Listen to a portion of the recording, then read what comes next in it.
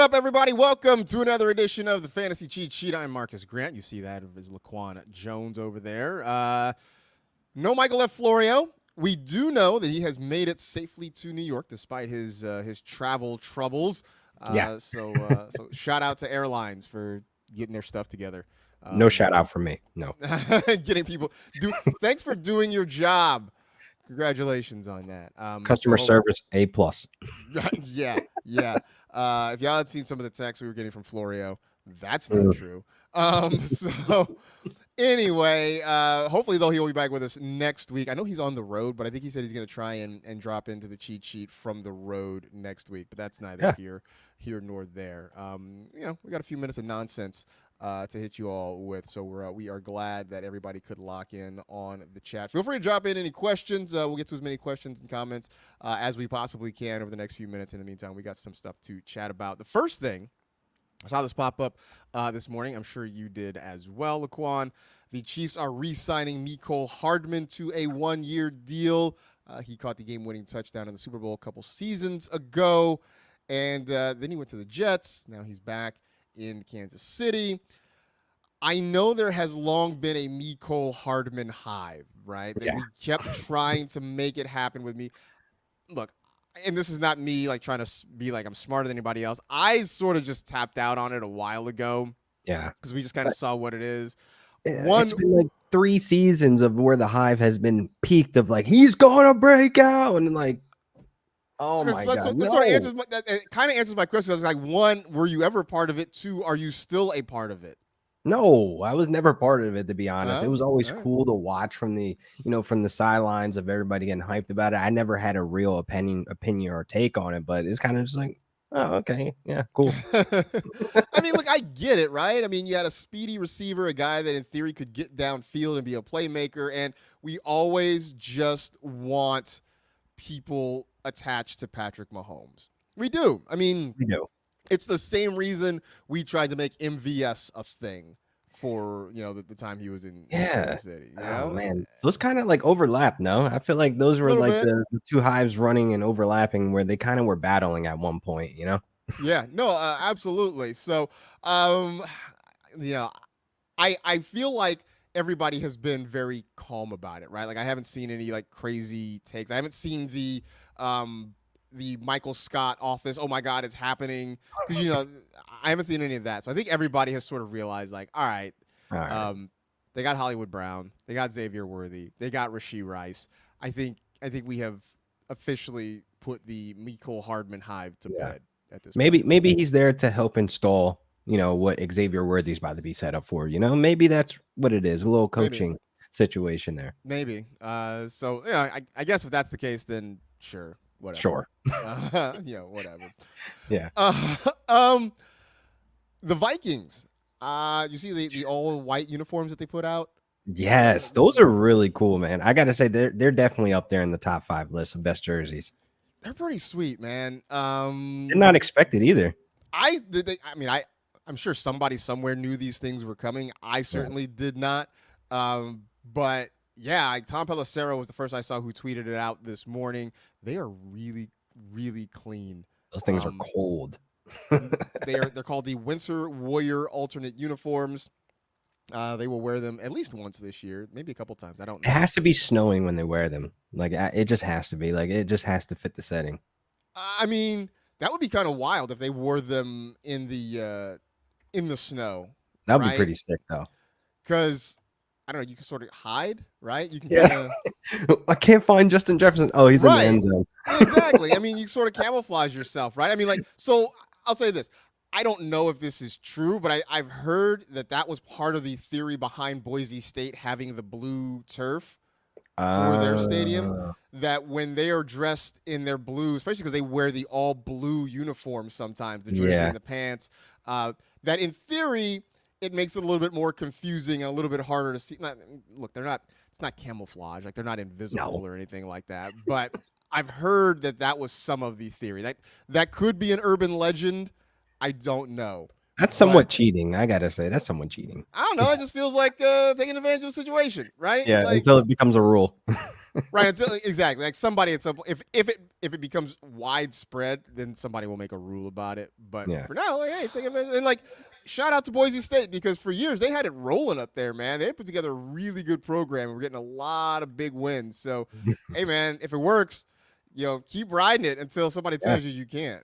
For Ain't sure. broke, don't fix it. Full send it. If it ain't broke, don't fix it. I also heard that before they painted the lines in, birds would crash into the field because they would fly over and think it was water.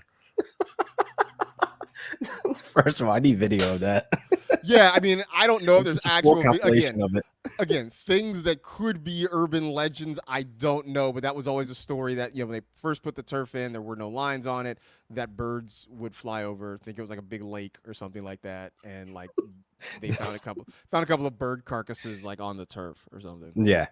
I bet just full sending into the ground. I do not know. Shout out to Mr. Scampers, man. We appreciate you coming in with us.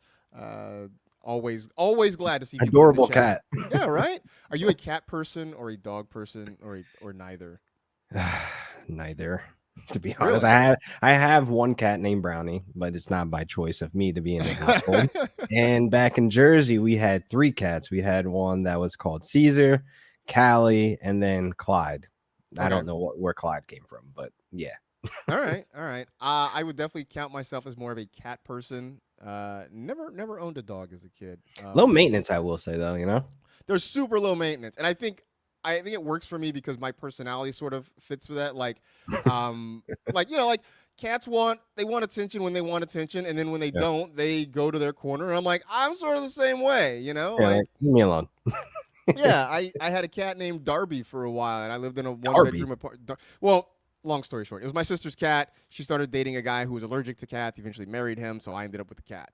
But Darby and I were great, and he would do his own thing sometimes, and I would do my own thing, and it was chill. And then the best part about a cat is when you go out of town for just a couple of days, you just set them up with food and water and a clean litter box, and they'll take care of themselves. Totally, they're good to go. Absolutely. Absolutely. While we're talking about fields, Mr. Scampers mentions the Brooklyn Nets court trips me out more than the Boise State. The Brooklyn Nets court makes me angry. It makes me angry because every time I see it, I think my television is screwed up. I think the color on my TV has somehow gotten messed up and it's all grayed out.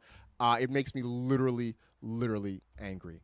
I need to see this. I'm Googling as we go. Google the Brooklyn Nets court. In the meantime, I'm going to get to this question from Kev Massey, who says, are there any rookie wide receivers worth a first-round pick in a 10 to 12 team league? I think the only real answer here is Marvin Harrison Jr. Marvin Harrison, at the 111, if anything.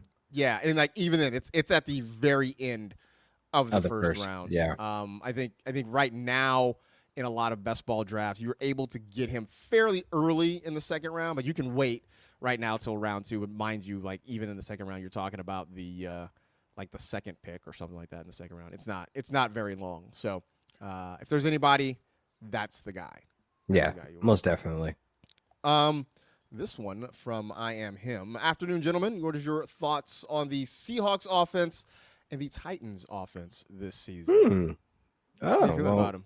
Well, as a Rams fan and you as a 49ers fan, we don't want to see them prosper, but I really think that the Seahawks offense, I think they will actually get something going, with Ryan Grubb over there with the quick hitting, quick passes that we can get from Geno to maybe JSN, maybe some deep shots. We saw flashes there, so I feel like this offense will be a lot more driven than what it was last year. Nothing wrong with Shane Waldron, but you have guys like JSN that just wasn't involved enough.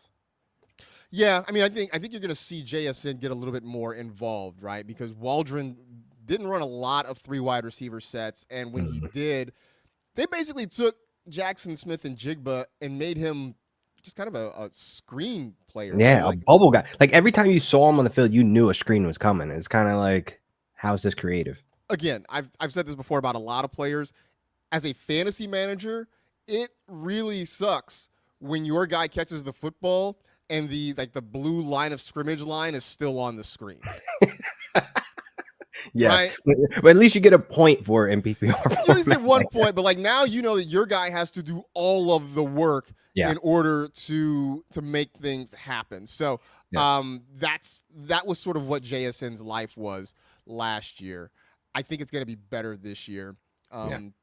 So he's the guy I'm really excited about. I'm always a Tyler Lockett stan, and I don't understand. And I was talking to some other people about this.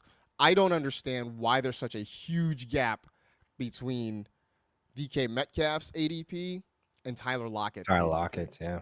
It's huge. It Yeah, is I the don't Grand know. Canyon. And I get it. Tyler Lockett's older, right? And he's certainly closer to the end of his career than the start of it. But I still think he's got a lot left in this tank. And I get DK being the first receiver off the board for Seattle. That's fine. I just don't understand why Lockett is going so much later than him. They should definitely be closer because I think they're like 3 to 4 rounds of a gap, and it's kind of crazy that gap is that big. But I think when you're looking at Tyler Lockett, I really love that he's a reliable wide receiver. He's going to catch the ball. Like, you don't have to worry about drops. You don't have to worry about him not getting separation, getting open. He's declining in age with his production, but he's still a valuable, fantasy asset on rosters. It's not like you're paying high price for him either. So every time I see him and he's down there, I'm taking him. Yeah, no, 100%. Like I said, I've long been a Tyler Lockett stan. I love him in fantasy football, and at the price, I'll take some swings on him, and especially because I'm not having to draft him as like a top 2 fantasy receiver on my roster. I can make him like a kind of a supplemental receiver. I'll definitely I love looking at my bench and seeing Tyler Lockett there. I feel so like, I'm safe. I got a guy for the bye week. Like, thank you. He's one of those. To finish that question, your thoughts on the Titans offense? Oh, well, the Titans offense, man, I've been talking about it for 2 weeks now, and a lot of people have been killing me for Will Levis, but I honestly think that this will be a step forward with this supporting cast that DeAndre Hopkins and Will Levis has. You have Tyler Boyd, who's a third down specialist. He's a guy that can keep the drives alive, and the more that the drives are alive, the more fantasy points can be done out and dealt with Calvin Ridley, Tyler Boyd, and DeAndre Hopkins. So Will Levis has a great cast around him versus where it was last year, where all you had to do was put your focus on DeAndre Hopkins. So I have high expectations for Will Levis in year 2. Let's just say that. The good news about Will Levis is, again, you don't have to spend a lot to get him, and you don't have to put him in a position where you're counting on him every week. So he is a very calculated risk, but there's not a huge risk, I guess, involved in drafting Will Levis. What I like about the Titans is that the price for most of these guys is really, really good. The one guy that I'm drafting a lot, at least from this roster, is probably Tyjae Spears. Yes. I liked Tyjae Spears last year. Look, I knew Derrick Henry was there and was going to get most of the opportunities, but because Spears was a very different player than Derrick Henry, I thought he could carve out a role. And then if something were ever to happen with Derrick Henry, then Spears gets a really big opportunity. It didn't quite work out that way, but I still think he's really great. I know he and Tony Pollard do some of the same things. But again, Spears is the one with the better ADP, so I'm going to take a shot on him. I absolutely agree with that take because Tyjae Spears, it's more likely that he could take the job now this year with Tony Pollard versus than last year. So the fact that he was even on the field as much as he was with Derrick Henry, it's kind of crazy. So it's like I'm really excited for him, this season. So the ADP is just perfect. Yeah, 100%. Woo Fantasy saying, go check out Eastern Washington's football field. Yeah, I've seen it. I've seen it. That's Cooper Kupp, right? That's Cooper Kupp. Yeah, no. It's all red. No, they have a red field. That hurts my brain. I remember because, in fact, when Cooper Kupp was, in the draft class, I remember watching a lot of his tape and seeing games on the red field. So yeah, no, I'm very familiar with that. No. I also know, and I don't think it actually happened.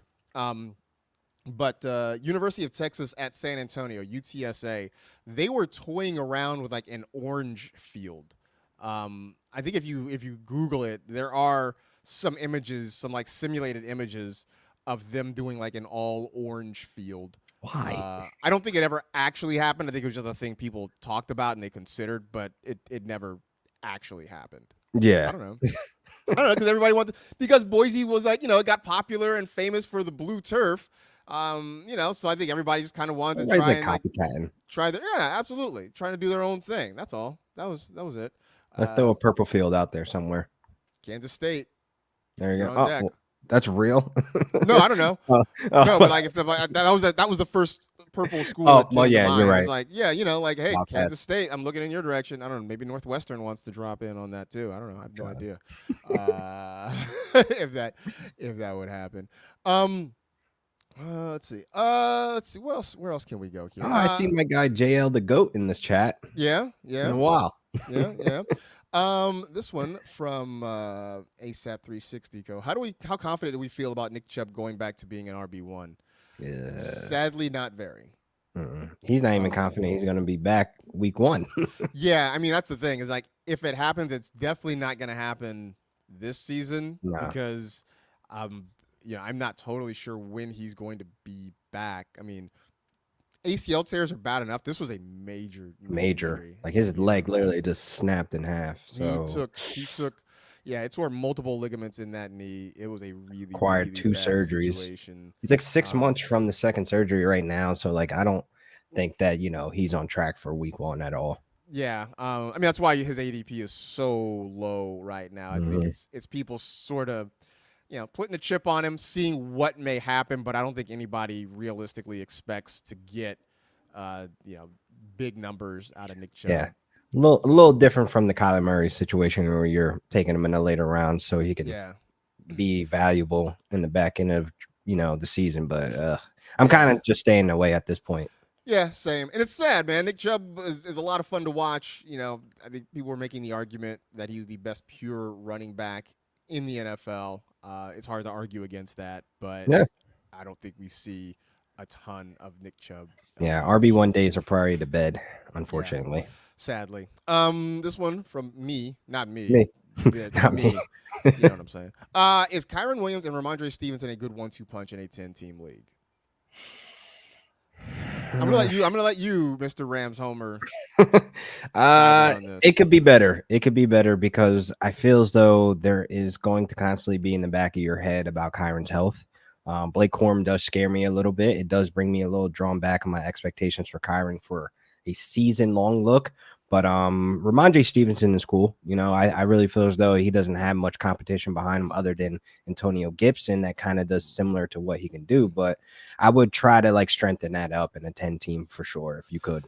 Yeah, I mean, I think for me, both these guys have more competition than I feel comfortable with. You mentioned Blake Corum, you mentioned Antonio Gibson. I think with Gibson, I'm curious as to whether the Patriots finally used him as the pass catcher we thought he could be in Washington. For years we've been wanting that. It's there. He used to be a wide receiver. What are we doing? That was the thing. Everybody's like, he used to be a wide receiver. How come you don't throw him the ball? So I wonder whether or not that's going to happen. Which, if he does assume that role, that's a big chunk out of Ramondre's production. Yeah, production huge. So that I would say that makes me a little bit nervous. Behind having those two guys as your 1-2 in your backfield there. We're not doing a film festival this week because it's Florio's Film Festival. We have no Florio, so we don't have we don't. We're gonna do something next week. But this one from Ryan, just saying thanks for taking my film recommendation of The Raid for your first film last week. I knew you would love it. That kill scene with the door is bonkers. Yes, he knows, he gets it. It's absolutely bonkers. Top tier. So I had seen it. I was introducing these guys to it, but certainly we are thankful for the recommendation. Which, side note, if you guys have any recommendations for movies that you think we should watch, put them in the chat or hit us up on social media, whatever. We're always down to get some recommendations. I will say that next week, I mentioned this on the podcast, which is also out. You can download that if you haven't already. Next week's film is going to be Godzilla -1. I had seen it already. I had been urging these guys to see it for months. Sadly, It was not available in the U.S. market for a very, very long time. It is now available on Netflix. I will say this to you all as well out there watching and listening. If you have not seen Godzilla -1, go see Godzilla -1. Watch it. And if you could, don't watch it dubbed. Yeah, don't watch it. Is there a dubbed version? Yes, I guess it's Netflix, right? So they probably have a auto dubbed too. So yeah, no, don't do that. Watch the actual as it was intended, as Toho released the film for you to watch in the original Japanese with the English subtitles. That is going to be the best way to watch it. Yes. hands down. Like I said in the pod, I stayed up till midnight when Netflix dropped it to watch it. I'm probably going to watch it again before we talk about it on next week's edition of the Cheat Sheet. Oh yeah, I got it like in rotation this weekend. It's coming. I want to so watch it in black and white. So you haven't not watched? Have you watched it yet? Yeah, I watched it. I went to the theaters with my son when it first came out. So you saw it in theater. Okay. Oh, so yeah. I had to. I had big screen. I needed all that. I was so glad I saw it on the big screen with it was so worth it. Yeah, I will hold any of the other thoughts until we talk about it next week, until Florio's here and he actually has seen it. I'm with you, Mr. Scampers. # never dubbed. I am a subbed guy on anime. Anything. I am a subbed, never dubbed sort of guy. Absolutely. Let's make t-shirts. Yep, absolutely. # never dubbed. Let's do it. Shout out to the folks at RotoWare. Maybe hook us up with something like that. If I have a top 3 pick, is it smart to not draft Jefferson because of QB play in Minnesota? Your thoughts? Top 3 pick. I can't. Jefferson falls in that category where I can't bet against him, so I'm taking him. But I feel like I would take CeeDee Lamb if I had the top 3 pick. But Jefferson will be, right there. I don't think I want Jefferson in the top 3. I can't do it. I would take him later, back half, right? Pick 8 or later, I think is where I would feel most comfortable with Justin Jefferson. I think he's worth a first-round pick still, just definitely not in the top 3. And, yeah, to your point, it's the quarterback situation. Yeah. Because it's either going to be Sam Darnold or J.J. McCarthy, and I don't have a supreme amount of confidence in either one of those guys. No, absolutely not. So. Not in year 1 for JJ, though. Like, I feel as though if we get him week 1, I'll be very surprised. Put it like that. Yeah. Sam Darnold must be absolutely terrible at that point. Yeah, I think Darnold will begin the year as a starter. He kind of has to, right? No, I would think so. Beyond that, I wouldn't be surprised. Look, I wouldn't be surprised if Darnold starts the entire season. I wouldn't be surprised if J.J. McCarthy takes over at some point during the year. I think either thing could potentially happen here. Jimbo saying he took Jamar Chase with the number 2 pick. Don't hate it. Don't hate it. And a lot of people are down on Chase. It's either Chase or Jefferson because they're always worried about Joe Burrow's health or why Chase gets the knockback. But Chase is still Chase, man. And I think that Burrow is good and the recovery looks good right now where he's throwing the ball, throwing deep balls and stuff. So I really have no concerns for Jamar Chase, really. Not even a little bit. No, I think at that number 2 spot, I like McCaffrey at 1. Number 2, I think it's a toss-up between Jamar Chase and CeeDee Lamb. Yeah. Yeah. I can agree with that. Yeah, and it is literally just personal preference, I think, at that point. Fantasy. Darnold and McCarthy are better than what JJ had last year when Cousins went down. Still a major target earner. I mean, maybe, but I still think your passing volume is going to be lower. Because we saw Jefferson. He wasn't the Justin Jefferson we all knew and loved last year. It was like, oh, this is just Justin. Right. This isn't JJ Jets. This is Justin. Right. It was like Dwayne McFarland, he and I were talking about it, and he made the point that, we could still see with Darnold and McCarthy on a weekly basis.